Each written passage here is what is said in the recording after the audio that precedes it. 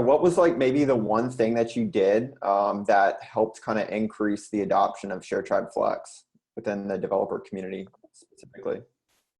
Yeah, I think that we basically so in the beginning, like naturally like so the such a developer community, and like any other platform, you have the chicken and egg problem. I think the first, when you work with developers, the first thing really you need to start from the product.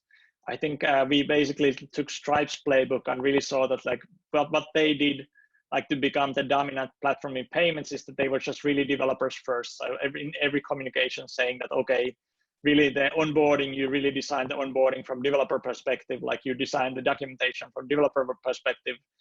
We were taking kind of like a risk there because we knew that most of our customers are not developers, like, and they, so then really what we really saw that is that, okay, in order for like us, like them to be convinced, the developer who is building the project needs to be convinced. And if that's not, then, and if those developers are convinced, then basically the way it will work, and what we are seeing now today is that lots of agencies around the world, like when like new customers come to them, they don't want to build the whole thing from scratch. They want to like find a good solution. And then thanks to our solid developer experience, they just found us.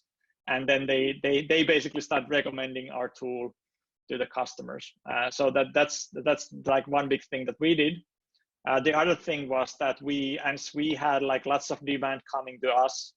So we already basically had the demand there. So, and if you are building a marketplace and you have lots of demand already, usually it's not that difficult to get supply. So basically we went to some of really high quality developers and we told them that, hey, you know, like we can send you leads. Like if you can like do one project really well, you can show that you can offer high quality services, then we can send you a lot more. And I think this has been working quite nicely with some folks, so that actually they are getting like the influx of lead from us, and then they are also bringing in our leads outside to us.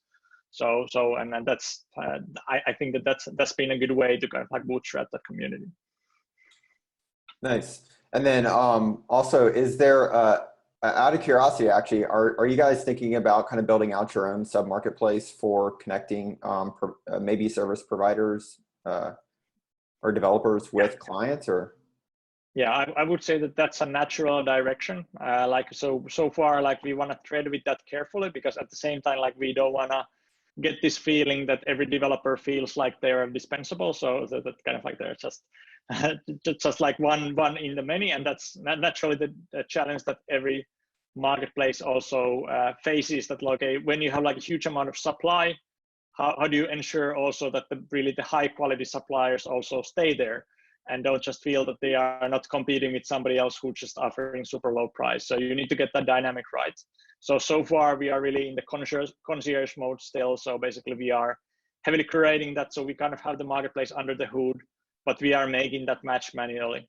But I think that it's a natural direction that we move into that direction. It would be kind of weird if we wouldn't do that.